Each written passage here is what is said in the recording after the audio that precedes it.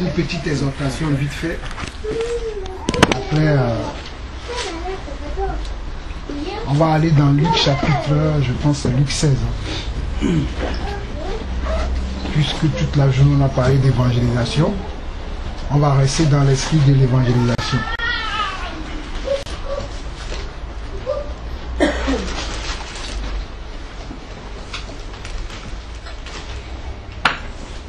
C'est juste pour nous encourager, peut-être.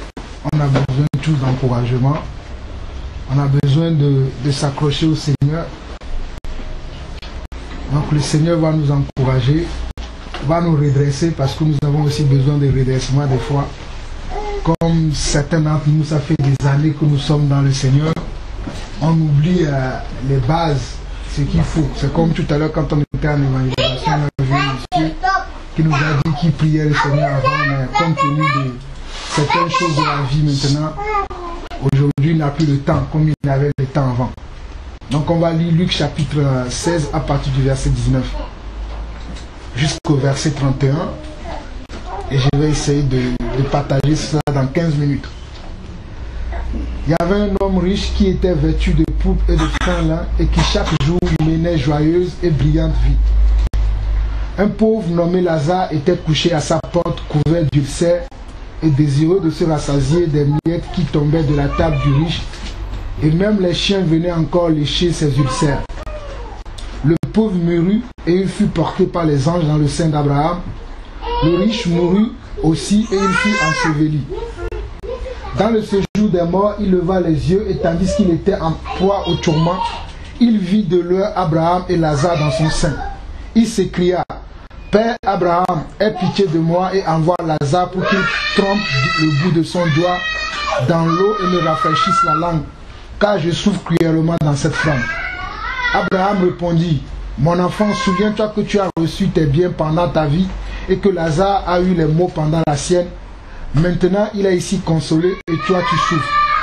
D'ailleurs, il y a entre nous et vous un grand abîme, afin que ceux qui voudraient passer d'ici vers vous ou de là vers nous ne puissent le faire. Le riche dit: Je te prie donc, Père Abraham, d'envoyer Lazare dans la maison de mon père, car j'ai 5 frères. C'est pour qu'il leur atteste ces choses, afin qu'ils ne viennent pas aussi dans ce lieu de tourment. Abraham répondit: Ils ont Moïse et les prophètes qui les écoutent. Et il dit: Non, Père Abraham, mais si quelqu'un des morts va vers eux, ils se repentiront. Et Abraham lui dit: S'ils n'écoutent pas Moïse et les prophètes, ils ne se laisseront pas persuader, même si quelqu'un des morts ressuscitait. Donc, cette histoire est une histoire qui nous parle de la vie de nous les hommes aujourd'hui. Et ici, on voit un homme riche, on voit un homme pauvre. Et certains penseront que parce que l'homme était pauvre, c'est pour ça qu'il a été sauvé. D'autres penseront que parce que le riche, il était riche, c'est pour ça que bon, Dieu lui réserve des tourments. Mais quand on voit un peu, quand on plonge un peu nos regards dans cette parole et qu'on demande la sagesse de Dieu, afin que Dieu puisse nous expliquer qu'est-ce que cela veut dire cette parabole, on comprend qu'il y a beaucoup de choses à comprendre là. Le fait d'être riche n'est pas un problème d'aller dans le royaume de Dieu. Le fait d'être pauvre aussi n'est pas un problème pour aller dans le royaume de Dieu. Mais tout dépend de notre cœur. Et la richesse ici, aujourd'hui, symbolise beaucoup de choses. Beaucoup d'entre nous, aujourd'hui, nous sommes encore riches. Même si nous n'avons pas la richesse selon le monde qui est l'argent, nous avons la richesse, nous avons nos richesses culturelles, nous avons nos richesses théologiques, nous avons nos richesses de connaissances. Certains d'entre nous avons beaucoup de diplômes. Et quand on a beaucoup de diplômes aussi, ça constitue aussi un ego dans notre vie. Et ça fait qu'on a une réticence à aller vers le Seigneur. Certains vont dire: oh non, mais moi je n'ai pas beaucoup d'argent, c'est bon. Mais le fait d'avoir aussi beaucoup de connaissances fait que certains doutent de pouvoir aller vers le Seigneur. Tout à l'heure, même quand on était en évangélisation, on a vu des gens, à cause des choses qu'ils ont, ils ont dit: oh, moi j'ai pas le temps, j'ai beaucoup de choses à faire. Pourtant, ce n'est pas des gens qui sont habillés en fin lin, qui ont de bonnes choses, mais ils ont acquis une certaine richesse selon le monde. C'est-à-dire, le monde leur a donné beaucoup de responsabilités. Et à cause de ces responsabilités, ils sont réticents à aller vers le Seigneur. Il y a d'autres, ils sont pauvres. Mais dans leur pauvreté, ils disent: je suis très pauvre, comment je peux aller vers comment je peux aller vers le Seigneur. C'est pour cela que je disais que dans cette histoire, ce n'est pas parce que le pauvre il est pauvre qu'il a été sauvé, mais parce qu'il était pauvre et qu'il a placé sa confiance au Seigneur. C'est ça qui a fait la différence. On peut être pauvre, on peut être à terre, tout à terre, que les gens nous ont oubliés. Mais si nous avons le cœur qui cherche Dieu, Dieu répondra à nos problèmes. Dieu viendra nous chercher. Et on peut aussi être riche, mais être riche selon le Seigneur. Et c'est pour ça que la parole va même dire, aux riches de ce siècle qu'on doit leur recommander d'être riche en Dieu, d'être riche en libéralité. Et quand on dit d'être riche en Dieu, cela ne veut pas dire que bon voilà, tu vas tout aller donner aux pauvres et ne plus rien avoir. Non, c'est que ton temps que tu as, ta sagesse que tu as, ta richesse que tu as, tu dois le mettre à la disposition du Seigneur. Amen. Le temps que tu as, la richesse que tu as, la connaissance que tu as, le cœur que tu as, tout ce que tu as, tu dois le mettre à la disposition du Seigneur, au lieu de le mettre à ta propre disposition. C'est ce que ce riche-là faisait. Il avait tout, mais il mettait tout à sa propre disposition, que même le pauvre Lazare qui venait manger à sa porte, il ne faisait pas attention à lui. Et beaucoup d'entre nous, parce que Dieu nous a donné des richesses, que ce soit la connaissance que nous avons, que ce soit la bonne santé, que ce soit nos familles qui vont bien, des fois on le prend pour acquis et on ne se soucie plus de Dieu. C'est ce que ce riche a fait ici. C'est ce qui a fait que le pauvre, lui, Dieu l'a recueilli, il est parti dans son sang, mais que lui, Dieu ne l'a pas recueilli. Pourquoi? Parce que quand on a beaucoup de richesses, quand on a la connaissance, la sagesse, on a beaucoup d'amis, on a des biens de ce monde, des fois on oublie Dieu.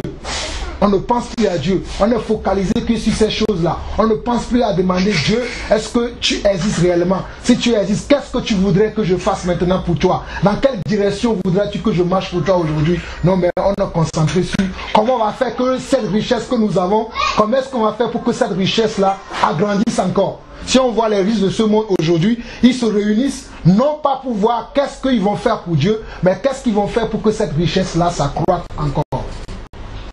Et beaucoup d'entre nous, des fois nous oublions que nous sommes des enfants de Dieu et que ce qui doit nous motiver, c'est qu'est-ce qu'on doit faire pour Dieu. Quelles seront les réflexions que nous devons faire pour Dieu, pour l'avancement du royaume de Dieu. Et quand on pense à cela, Dieu va nous parler à l'intérieur de nous. Dieu va nous dire qu'est-ce qu'il faut encore redresser chez toi. Qu'est-ce qu'il faut encore améliorer? Qu'est-ce qu'il faudra faire exactement pour que tu sois là où je veux que tu sois, pour que tu accomplisses ce que je veux que tu accomplisses. Mais si on se consacre à notre intelligence, à notre richesse, à notre intelligence qui représente notre richesse, on va rater le royaume de Dieu. Des fois, quand on parle de cette histoire, on pense que c'est uniquement les riches et les pauvres. Mais ça nous concerne aussi, parce que nous aussi, nous avons des richesses. Que ce soit notre connaissance, que ce soit les choses que nous pensons que c'est déjà acquis pour nous. Nous sommes déjà dans le royaume.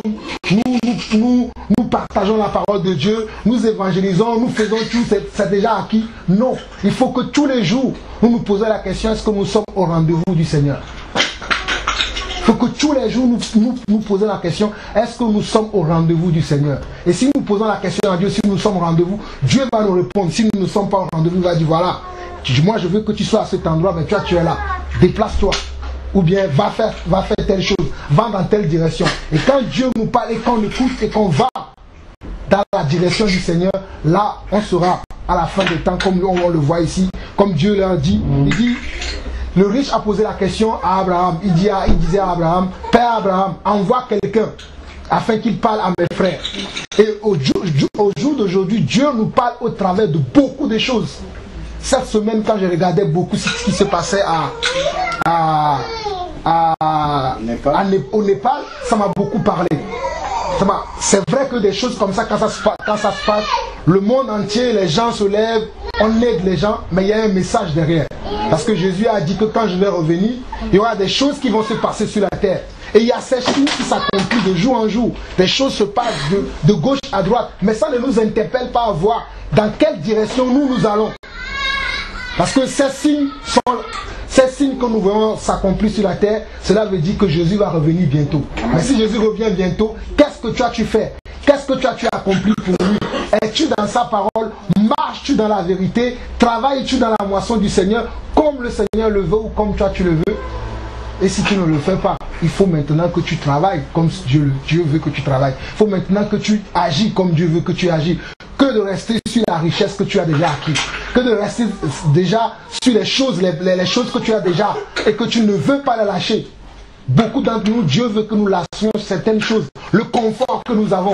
Beaucoup d'entre nous voulons le confort. Nous voulons encore avoir beaucoup de choses. Nous voulons encore acquérir beaucoup de choses de ce monde qui sont des richesses pour nous, mais que nous devons lâcher. Certains d'entre nous sommes pauvres et nous disons Seigneur, comme nous sommes pauvres, au lieu de chercher que Dieu nous console, nous voulons avoir les richesses de ce monde. Parce qu'on voit ici que Dieu dit à ce pauvre-là que c'est ici qu'il recevra sa consolation. Ne pensons pas que nous aurons notre consolation dans le monde. Des fois, quand on est pauvre en esprit, ou bien quand on est même pauvre dans la chair, on cherche par tous les moyens pour pouvoir assouvir à cette pauvreté. Mais la vraie question, c'est de demander à Dieu que Dieu puisse nous consoler dans la pauvreté. Cet homme était pauvre. Je ne sais pas si toute sa vie, il a vécu dans la pauvreté, parce que la Bible ne nous donne pas de détails, mais la Bible nous donne un petit détail qui est très important, qui dit qu'ici, il sera consolé. Notre consolation ne viendra pas sur cette terre-là. Beaucoup d'entre nous cherchons la consolation encore dans le monde, dans les choses que nous voyons de gauche à droite. On veut avancer dans la vie, avoir certains titres, avoir certaines notoriétés, si on peut parler en ce sens-là. Mais la réalité, c'est que nous devons chercher la volonté de Dieu. La réalité, c'est que nous devons nous asservir à Dieu, être des esclaves de Dieu, afin que Dieu lui-même puisse nous délivrer, afin que Dieu nous ouvre les portes, au lieu que nous-mêmes nous cherchons à ouvrir des portes. Parce qu'il y a des portes que nous-mêmes nous cherchons à ouvrir, en pensant quand nous sommes là et que nous voyons que les choses n'avancent pas, ne vont pas dans le sens où nous voulions que ça aille, ce qui représente la richesse selon ce monde, parce qu'on se sent pauvre, on se sent lésé quand les gens nous regardent, ils nous regardent d'en haut, alors ils ne nous regardent pas comme ils devaient nous regarder, et ça nous dérange. Et on se dit, bon, peut-être c'est parce que je n'ai pas telle chose, peut-être c'est parce que je n'ai pas telle chose, peut-être c'est parce que je n'ai pas acquis telle chose. Quand je vais avoir ces choses-là, j'aurai cette récompense-là qu'on va me donner. Mais la récompense, c'est Dieu qui la donne. La récompense, c'est Dieu qui nous appelle. Donc nous devons nous asservir à Dieu, rester à l'écoute du Seigneur, être attentif à l'écoute du Seigneur et recevoir du Seigneur quelle est la direction à laquelle nous devons aller. Sinon, nous allons penser que nous sommes dans la bonne direction. Mais nous faisons la bonne chose comme ce riche qui pensait qu'il était bien. Quand il consacrait tout son temps à sa richesse et il ne pensait jamais à Dieu. Il ne demandait à Dieu comment je vais faire. Et qu'après il se rend compte que là c'est trop tard. Et il va demander maintenant qu'on lui dise ce qu'il doit faire. Et on va lui dire que non, il y a des choses. C'est comme nous aussi. Il y a des signes qui sont autour de nous. Tous les signes que nous voyons sur terre aujourd'hui sont annonciateurs du retour du Seigneur. Sont annonciateurs de quel est notre état. L'état d'esprit. Quel est notre état d'esprit aujourd'hui?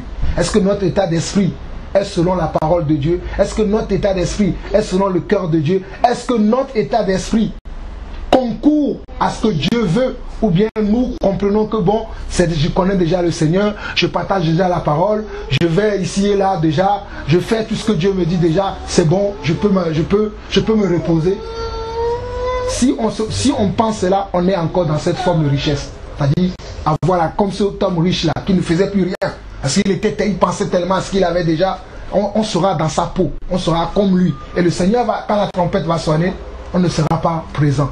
Pourquoi? Parce qu'on a pensé un moment que bon, on a déjà tout acquis, on a déjà tout compris, on a déjà tout saisi et il n'y a rien à faire encore. Alors que si on demande au Seigneur, qu'est-ce que je dois accomplir pour toi en ce moment? Quelle est la direction de l'esprit que tu dois me donner en ce moment? Qu'est-ce qu'il faut que je fasse en ce moment? Là, le Seigneur va te dire ce que tu dois faire. Le Seigneur va te parler, il va te dire, tu fais bien, il y a ça que tu fais bien, il y a ça que tu ne fais pas bien, il y a ça que tu dois améliorer et tu vas avancer avec le Seigneur. Donc nous avons besoin de nous asservir, j'insiste sur le mot asservir au Seigneur. Parce que beaucoup d'entre nous, nous ne sommes pas encore asservis, veut dire être esclaves du Seigneur. Devenir les doulos, le mot même, c'est le doulos du Seigneur. Il y a la semaine dernière, j'étais en train d'évangéliser, je suis tombé sur une dame et elle m'a posé une question que je n'avais pas la réponse. Elle me dit, quel est le message de Dieu aujourd'hui pour son peuple? Et je n'avais pas la réponse. Et moi j'ai demandé à Dieu, quel est le message? Et Dieu m'a dit, le message aujourd'hui, c'est que le monde dans lequel on vit, beaucoup sont consacrés à eux-mêmes. Ils font des choses pour eux-mêmes. Personne ne travaille pour lui. Les gens font des choses pour eux-mêmes. mais j'ai besoin que les gens travaillent pour moi. J'ai besoin que les gens m'écoutent. Donc mon message aujourd'hui, c'est que les gens se répandent. Qu'on soit des années dans le Seigneur, il y a des choses dans notre vie qui ne vont pas, où nous devons nous asseoir devant le Seigneur et demander au Seigneur, Seigneur, qu'est-ce qui ne va pas dans ma vie? Montre-moi ce qui ne va pas, afin que moi je m'asseye devant toi. Je te demande quelle est la direction que tu veux me donner pour ma vie, afin que je marche sur cette direction. Et quand le Seigneur va te parler, il faut maintenant que tu fasses ce qu'il faut faire. Il ne faut pas rester oui, ou bien des fois, quand on est dans les réunions comme ça, on est encouragé. Et dès qu'on sort de la réunion, on oublie que j'ai entendu quelque chose de la part du Seigneur. Le Seigneur m'a donné une direction. Mais après on oublie, on recontinue dans le même système dans lequel on était. Et ça c'est dangereux. Et c'est ce qu'il y avait. Ce riche-là, il avait l'occasion de pouvoir suivre le Seigneur, de pouvoir écouter la voix du Seigneur. Mais il n'a pas fait. Le pauvre aussi pouvait s'apitoyer sur son sort qu'il était pauvre. Mais il cherchait sa consolation dans le Seigneur. Et au temps convenable, Dieu l'a consolé. Donc, fortifions-nous dans le Seigneur. Restons accrochés au Seigneur. Et surtout, restons dans l'esprit du Seigneur. Et cherchons la volonté de Dieu tous les jours. Ne pensons pas que nous avons déjà tout acquis, que nous avons tout compris, que nous savons tout. La Bible dit déjà que nous connaissons en partie. Il y a beaucoup de choses que nous ne savons pas. Mais tous les jours, nous apprenons. Nous apprenons dans nos erreurs, nous apprenons chez les frères, nous apprenons chez et même la nature même nous enseigne. Mais nous devons rester à l'écoute du Seigneur. Une des choses que le Seigneur me disait pendant ce temps où je vais chercher à savoir dans quelle direction je dois aller, Dieu me dit que nous parlons beaucoup, mais nous ne l'écoutons pas. Des fois on vient devant le Seigneur, au lieu d'écouter, on est là à parler. Mais à un moment donné, il faut écouter aussi. Il faut écouter, il dit que vous ne m'écoutez pas, vous parlez trop. Il faut que vous m'écoutez maintenant. Il faut que vous vous arrêtez un moment et écoutez qu'est-ce que moi je vous dis. Parce qu'il faut un moment d'écoute pour savoir dans quelle direction on doit aller, qu'est-ce qu'on doit faire pour le Seigneur. Mais si on parle, si je viens devant le Seigneur, je dis Seigneur, parle-moi, et que je continue à parler. S'il parle, je ne vais pas l'écouter. Mais si je dis Seigneur, parle-moi, et je me tais, je laisse mes oreilles attendues, là le Seigneur va te parler. Il te dit, va dans telle direction, va faire telle chose, va accomplir telle chose, et là tu entendras. Mais si tu es là à parler, et tu ne donnes pas l'occasion au Seigneur de te parler, et ça c'est l'une des problèmes que nous, les prédicateurs, je parle de tous les prédicateurs sur terre, c'est un problème que nous avons. De tout le temps parler, de ne jamais écouter le Seigneur. Parler, et ne jamais écouter le Seigneur. Il faut à un moment donné que en tant que prédicateur, ou en tant qu'enfant de Dieu, quand tu parles au Seigneur, tu présentes tes doléances au Seigneur, à un moment donné, tu écoutes aussi le Seigneur pour savoir qu'est-ce que tu dois faire, dans quelle direction tu dois aller. Que de tout le temps penser que non, c'est déjà acquis et que tu vas dans la direction qu'il faut, alors que tu es complètement à côté de la plaque. Donc il faut que nous fassions vraiment attention à l'appel que Dieu nous a donné. Le frère partageait ce matin que nous avons reçu un appel. Et c'est ça ce que la parole nous dit, que nous devons nous accrocher au Seigneur. Donc nous devons nous accrocher au Seigneur, mais en faisant quoi? En étant aussi attentifs, en écoutant le Seigneur, en laissant, je précise bien, en laissant nos richesses. Nous sommes encore riches, croyez-moi. Si vous posez la question au Seigneur aujourd'hui, Seigneur, montre-moi dans mon cœur les richesses que j'ai encore, il y aura beaucoup de choses que Dieu va te montrer. Moi, le premier, Dieu m'a montré beaucoup de choses auxquelles je pensais que, c'est déjà acquis. Le Seigneur me disait que ça, c'est encore une richesse chez toi. Il faut laisser ça de côté. Il faut abandonner ça et me suivre à moi-même. C'est comme il y avait un homme qui un jour a posé la question au Seigneur, qu'est-ce que je dois faire? Et le Seigneur lui a dit, et le Seigneur lui a posé la question, qu'est-ce que tu fais déjà? Il dit, non, je connais la Bible, je donne à la dîme, j'obéis aux 10 commandements. Et le Seigneur lui dit, va donner tout ce que tu as. Et tu suis moi. Et toi tu me suis. Et en ce moment il s'est retourné, il a vu tout ce qu'il avait. Il s'est dit je peux pas. Et il n'a pas pu suivre le Seigneur. Et beaucoup d'entre nous, il y a encore beaucoup de choses dans notre vie où nous devons laisser tomber et suivre le Seigneur sérieusement. Parce que si nous ne le laissons pas tomber, le Seigneur me disait cette semaine que c'est le dernier temps où il nous avertit. Parce que beaucoup d'entre nous, quand l'appel va sonner, quand la trompette va sonner, on ne montera pas. Parce que il y a des vices cachés à l'intérieur, il y a des choses que nous cachons. Quand on est là comme ça, quand on prie, il y a beaucoup de choses chez nous que le Seigneur veut qu'on laisse tomber. Mais nous, on fait semblant. Alors qu'avec Dieu, on ne fait pas semblant. Quand la trompette va sonner, si tu n'as pas laissé tomber, ces richesses que tu as, auxquelles tu tiens, ces vices cachés en toi, auxquels tu tiens, tu ne veux pas lâcher. Le Seigneur te dit lâche, toi tu ne veux pas, lâche, toi tu ne veux pas, tu continues à lutter avec le Seigneur. Quand la trompette va sonner, on va rater. Vaut mieux qu'on lâche, qu'on laisse tomber, qu'on vienne au pied du Seigneur. On dit Seigneur, j'ai des difficultés avec ça. La convoitise, Seigneur, je ne sais pas comment je vais faire, mais je n'arrive pas, aide-moi. Et quand tu vas prier comme ça, là le Seigneur saura que là tu veux vraiment lâcher. Que de faire semblant, oui, oh non, le Seigneur est avec moi, tu continues. Alors que tu sais que la convoitise là, elle est là toujours avec toi.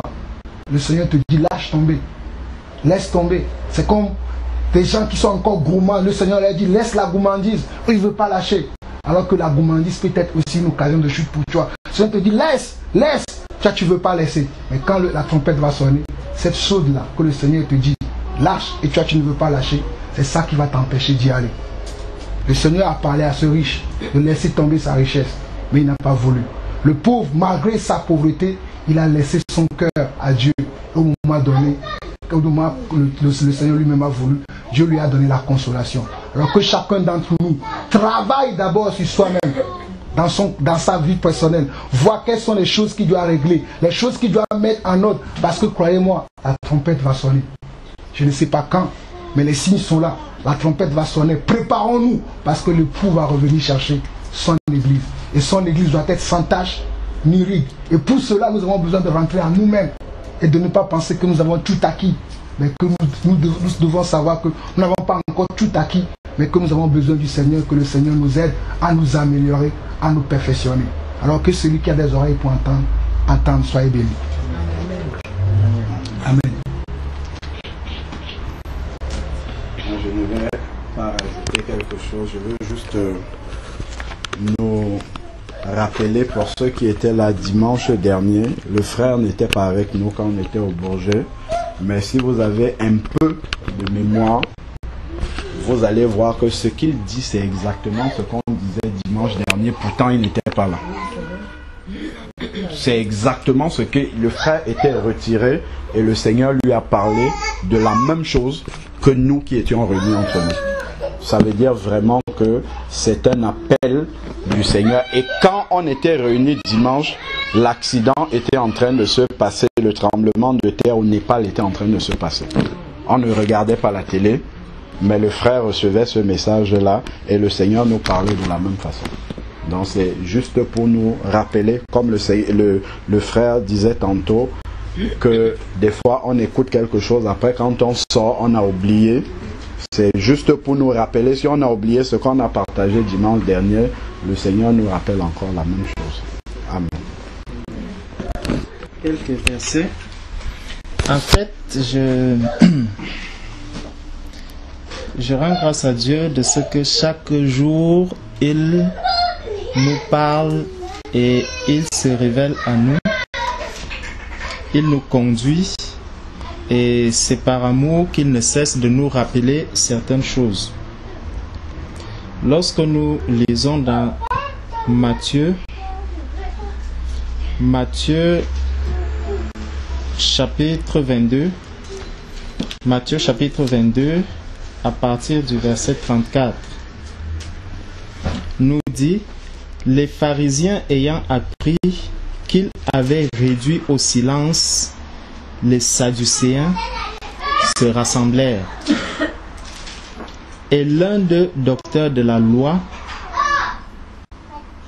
donc c'est un docteur de la loi, lui fit cette question pour l'éprouver. Donc c'est un docteur de la loi, quelqu'un qui maîtrise bien la loi, qui vient poser une question au Seigneur pour l'éprouver. Maître, quel est le plus grand commandement de la loi? Donc voilà quelqu'un qui connaît la loi, mais qui vient demander au Seigneur quel est le plus grand commandement de la loi, alors que lui-même est docteur de la loi. Jésus, sans hésiter, lui répondit: tu aimeras le Seigneur ton Dieu de tout ton cœur, de toute ton âme et de toute ta pensée. Amen. Tu aimeras le Seigneur ton Dieu de tout ton cœur, de toute ton âme et de toute ta pensée. C'est le premier et le plus grand commandement. En fait, depuis la semaine dernière, lorsque j'ai médité sur la parole que nous avons partagée ensemble et ce que le frère vient de nous révéler tout à l'heure, je comprends en fait que c'est un problème de priorité. Amen. Amen. Amen. Jésus-Christ ne fait plus partir de nos priorités aujourd'hui. Et donc, nous laissons juste une place autre à Jésus que celle de premier. Or, le Seigneur dit qu'il est celui à qui nous devons donner toute notre pensée, toute notre âme, en fait, tout notre amour, tout notre être doit être penché sur le Seigneur. Et lorsque quelqu'un se donnera entièrement au Seigneur, lorsqu'il fera du Seigneur sa priorité, ce n'est qu'en ce moment qu'il comprendra que le reste n'est que de la vanité. Parce que là, nos yeux vont véritablement s'ouvrir et nous comprendrons que ces petites richesses que nous avons à gauche, à droite, ces richesses ne peuvent absolument rien nous apporter de concret.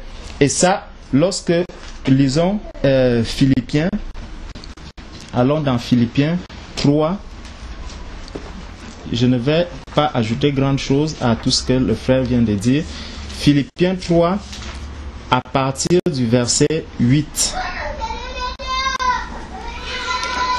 Et même, je regarde toute chose comme une perte à cause de l'excellence de la connaissance de Jésus, mon Seigneur, pour lequel j'ai renoncé à tout.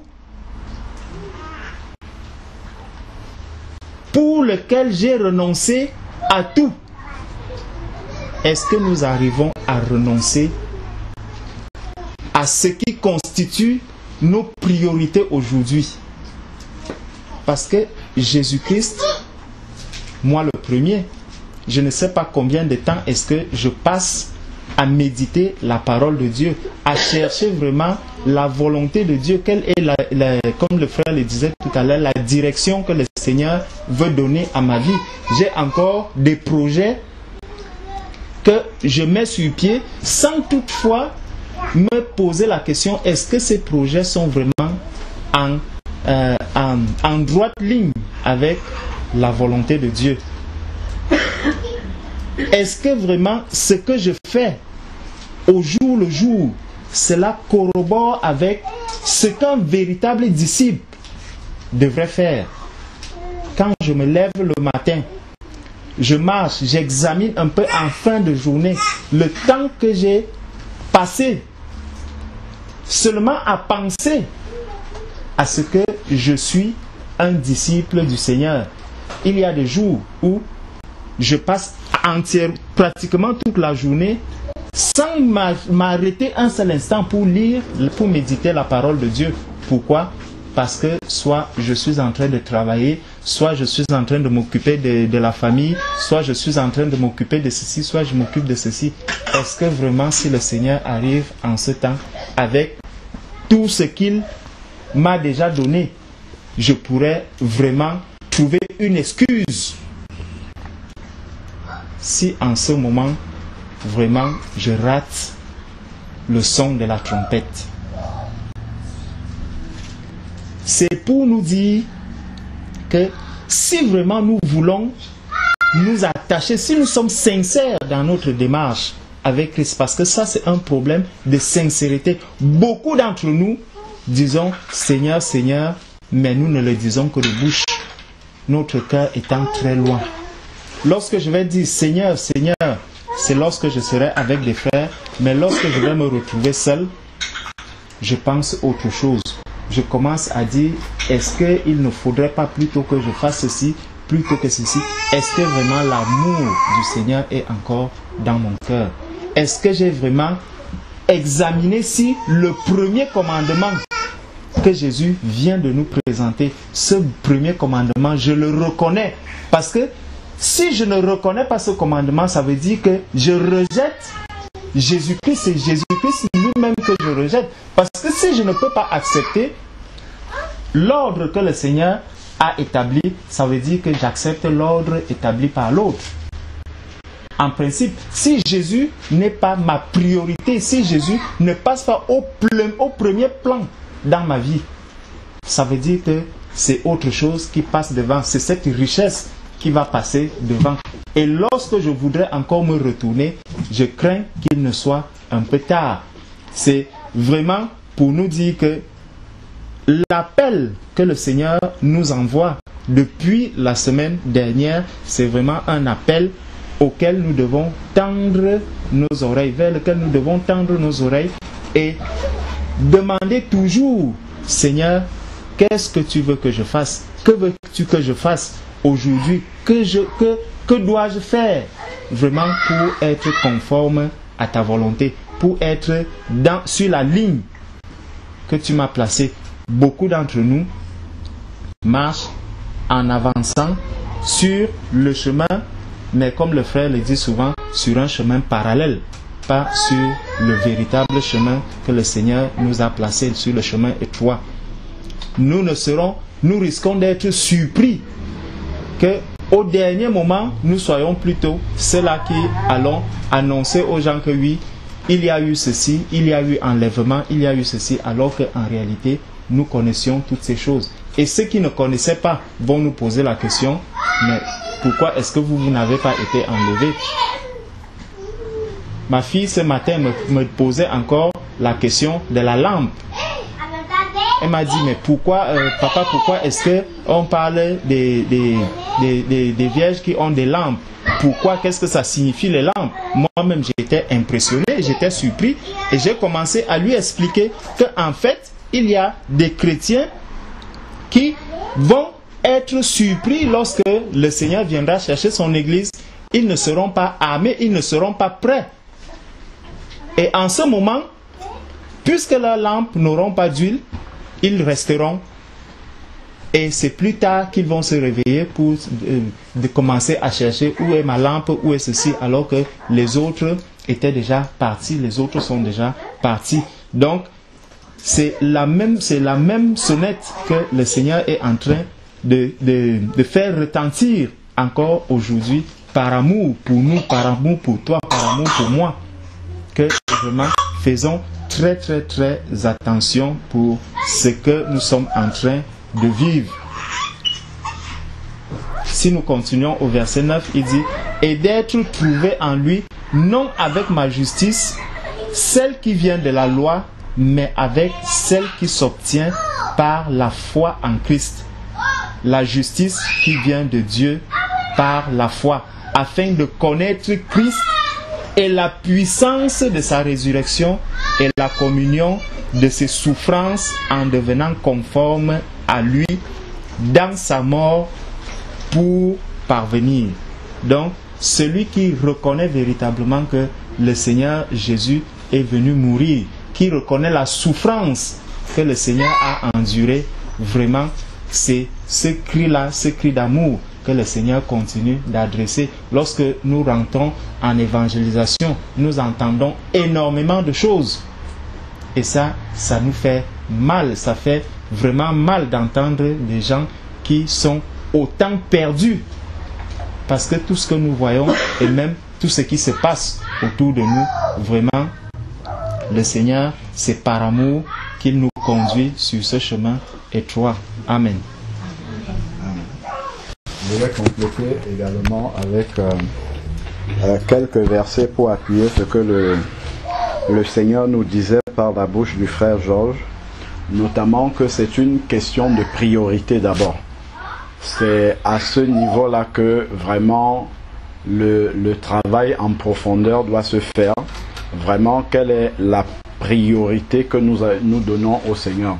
Et la priorité que nous donnons au Seigneur, ce n'est pas simplement de se jeter dans l'activisme pour le Seigneur. Ce n'est pas ça. Parce que si tu es dans l'activisme et que ton cœur n'appartient pas au Seigneur, c'est vide. Ce travail-là n'est pas récompensé par Dieu. Il faut d'abord que ton cœur tout entier soit donné au Seigneur, c'est-à-dire que tu aies pris une décision radicale de faire la volonté de Dieu, quel que soit ce que ça te coûte, quel que soit ce que ça coûte à ta personne.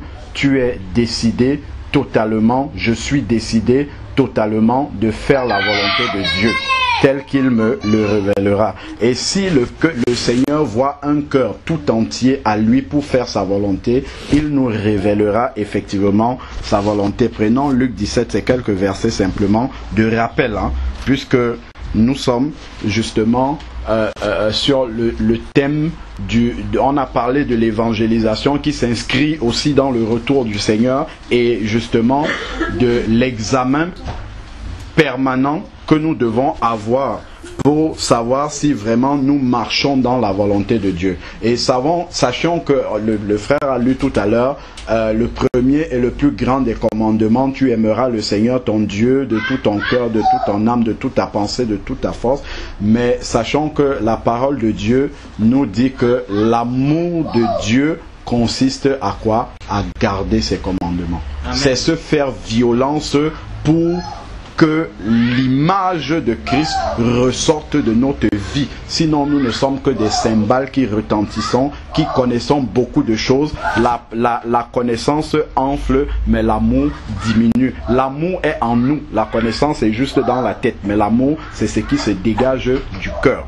Donc, regardons ici, Luc 17, verset 26 nous dit: « Et ce qui arriva du temps de Noé arrivera de même au temps du Fils de l'homme, c'est-à-dire au retour du Seigneur.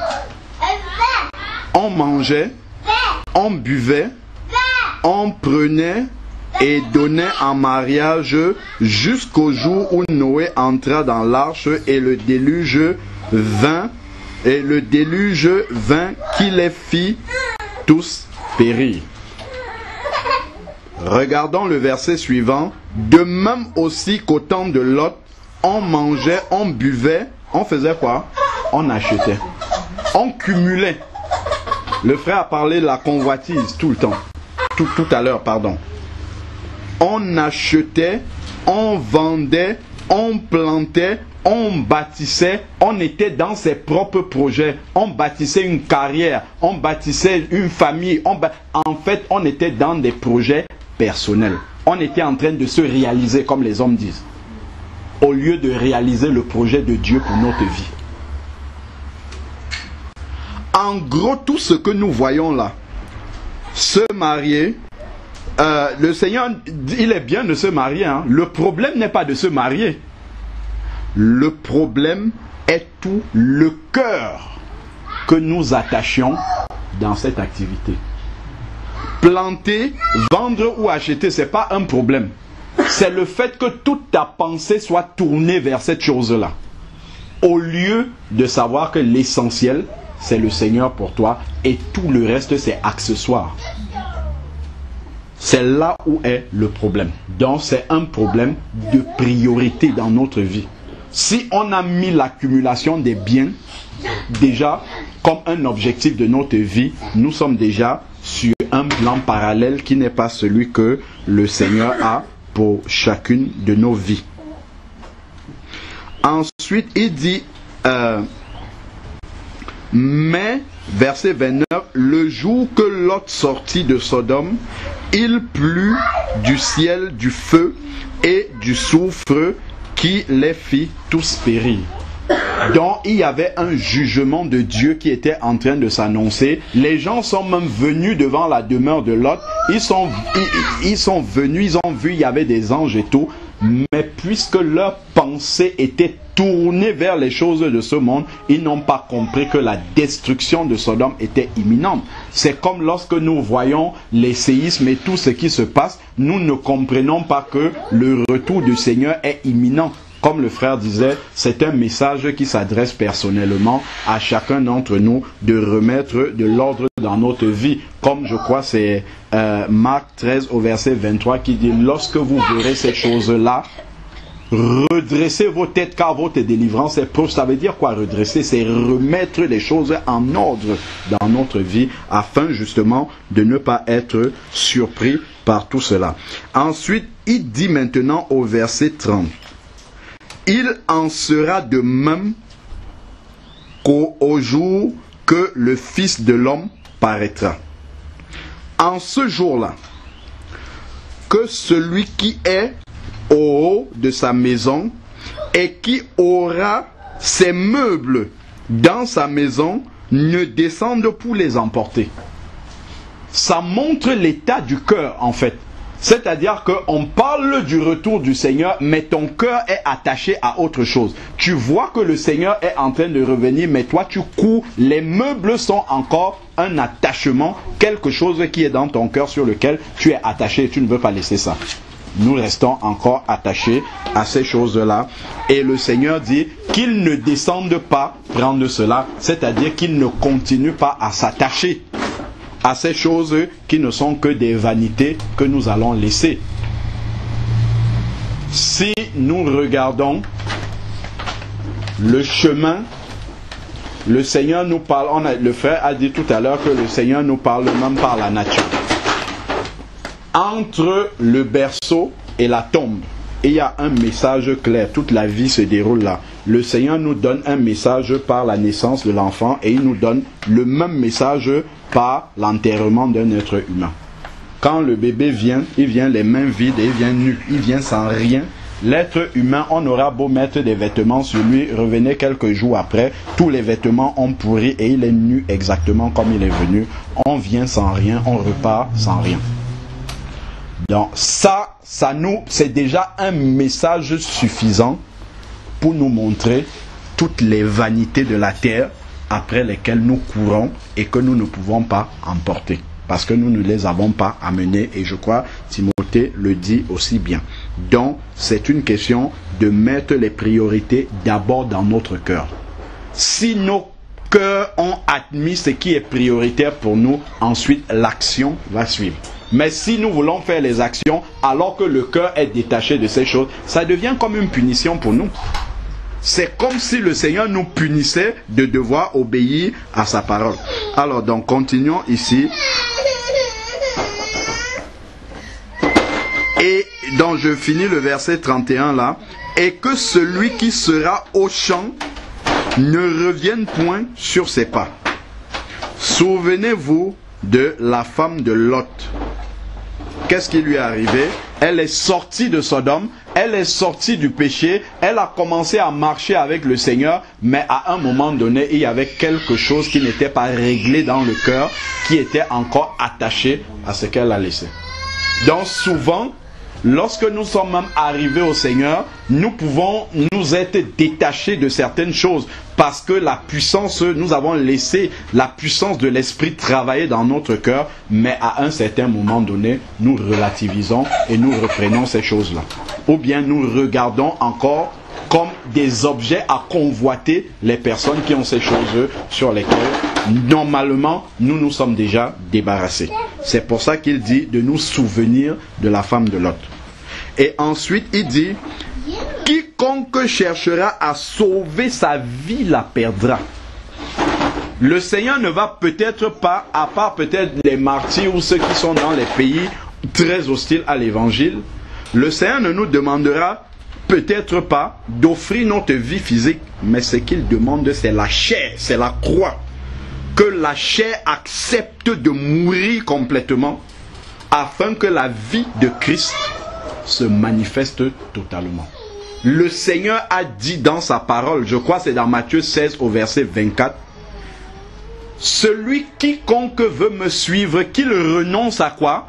À lui-même d'abord, avant de renoncer au bien que tu as, c'est à toi-même d'abord, à ta propre volonté, à ce que les désirs de ta chair veulent faire qui sont contraires à la parole de Dieu, c'est ce à quoi d'abord tu dois renoncer. Et d'ailleurs, quand un vrai disciple de Christ, quand il accepte Christ, c'est ce qu'il accepte de faire. S'il accepte Jésus comme Seigneur, c'est qu'il a décidé de soumettre sa volonté désormais à la parole de Dieu. Donc ta propre vie, ma propre vie, c'est cette chair-là qui ne veut pas encore se soumettre à la parole de Dieu et qui veut continuer à vivre, qui veut continuer à parler, qui veut continuer à réaliser ses désirs, qui veut continuer à exister. C'est ce moi qui ne veut pas mourir là. C'est ça la propre vie que le Seigneur nous demande ici dans le contexte du retour de Jésus de pouvoir accepter de perdre. Et il dit quiconque l'aura perdu, celui qui aura accepté que sa chair soit crucifiée, il retrouvera sa vie.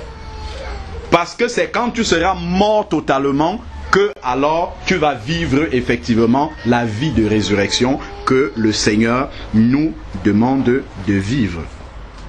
Examinons, pour revenir sur le message de dimanche dernier, examinons dans chacune de nos vies des circonstances dans lesquelles on aurait pu renoncer de réagir et que nous avons réagi. Seulement ça nous montrera déjà sur une échelle à quel niveau nous en sommes de la mort à nous-mêmes. Je vous dis qu'en cette nuit-là, verset 34, qu'en cette nuit-là, de deux hommes qui seront dans un même lit, on peut prendre aussi d'un homme et d'une femme, si c'est dans le cadre du mariage. Le Seigneur dit que l'un sera pris et l'autre laissé. Si une maman enceinte décède avec l'enfant et l'enfant décède aussi, on va ouvrir le ventre de la maman, sortir l'enfant, enterrer l'enfant à côté et la maman de l'autre côté. Chacun va prendre sa route. Le Seigneur nous met ensemble dans le cadre du mariage pour nous préparer normalement. Mais s'il y a un qui veut traîner le pas, qu'il traîne le pas, mais il faut continuer à regarder devant. Il ne faut pas dire, puisque l'autre traîne le pas, je vais rester. Tu vas rester à essayer de sauver l'autre qui ne veut manifestement pas marcher droitement avec le Seigneur. Le Seigneur dit, l'un sera pris et l'autre laissé. Si tu marches fidèlement avec Dieu, si ton épouse ou bien si c'est toi qui ne marches pas, la trompette sonnera, l'un va disparaître et l'autre va rester à côté. C'est ça que la parole de Dieu dit. Le but du Seigneur n'est pas celui-là. Parce que le but du Seigneur dans le mariage, c'est comme la relation de Christ avec l'épouse. Christ vient pour prendre son épouse et partir. Le but du Seigneur, c'est que les deux soient enlevés en même temps. Mais s'il y a une personne qui ne veut pas laisser mourir la chair, laisser que la puissance de la parole de Dieu s'accomplisse totalement dans sa vie, la personne restera. Le Seigneur ne veut pas cela, mais la personne restera. Parce que le Seigneur aura frappé, il aura cogné à la porte, mais la personne a endurci et fermé le cœur à la parole de Dieu. Même si elle entend cette parole-là tous les jours, elle va s'asseoir sur ses lauriers, mais la trompette viendra et montrera qui est dans la volonté de Dieu. C'est pour cela qu'il faut continuer. Examinons-nous toujours, appuyons-nous toujours sur la parole de Dieu. Parlons si nous sommes en couple, parlons à celui qui est à côté. Si à un moment donné, il ne veut pas obéir ou elle ne veut pas obéir, nous faisons ce que la Bible dit. La Bible dit dans Jean 12 au verset 48 qu'au dernier jour, c'est cette parole-là qui nous jugera. C'est sur la base de la parole de Dieu que Dieu va enlever ou laisser quelqu'un. Ce n'est pas sur la base du bon vouloir de l'un ou du bon vouloir de l'autre, pas du tout. Ça sera sur la base de la parole de Dieu. Celui qui est en règle avec le Seigneur sur la base de la parole de Dieu, il partira. Si quelqu'un se trompe, parce que des fois, dans le couple, on peut penser que si tu ne fais pas mes 3, 4, 5 caprices là, c'est que tu n'es pas dans la volonté de Dieu. Détrompez-vous, c'est ce qui est écrit dans la Bible. C'est ça que nous devons mettre en pratique. Ce n'est pas la volonté de l'un ou la volonté de l'autre, c'est ce qui est écrit dans la parole de Dieu. Donc restons profondément enracinés dans ce qui est écrit. Il dit de deux personnes qui seront dans un lit, même deux frères siamois. Les siamois sont collés par une partie du corps. Le Seigneur viendra, s'il y a un qui est prêt, le Seigneur va faire l'opération que les hommes n'arrivent pas à faire. Il va séparer les siamois, l'un va partir, l'autre va rester. C'est ce qui est dit ici. De deux femmes qui moudront ensemble, l'une sera prise et l'autre laissée. Qu'est-ce que ça nous montre ici? Cela ne veut pas dire que, comme le Seigneur va revenir, nous allons tout abandonner et rester là à méditer comme ça devant la parole en attendant que Dieu arrive. Non. nous nous remplissons de cette parole-là et nous sortons pour apporter la puissance de la vie que nous avons reçue là où le Seigneur nous envoie. Si nous sommes au travail, vivons l'évangile totalement. Si nous sommes dans la famille, vivons l'évangile totalement. Si nous sommes au supermarché, vivons l'évangile totalement. Si nous sommes avec nos voisins, vivons l'évangile totalement. Si tu es prêt dans ton état à ce moment-là, tu partiras. Elles sont en train de moudre, c'est-à-dire qu'elles sont en train de travailler. Mais en train de travailler, il y a l'un dont le cœur est prêt et l'autre qui est dans un état où toute sa tête est dans ce qu'elle est en train de moudre et le niveau d'huile dans sa lampe n'est pas suffisant et elle va rester et le Seigneur le sait. Donc, sachons bien que nous devons continuer à vivre, mais ayant mis les bonnes priorités dans notre vie. La même chose au verset 36, de deux hommes qui seront dans un champ. Donc, ils sont en train de travailler, ils sont en train, puisque la Bible dit qu'il faut travailler pour pouvoir manger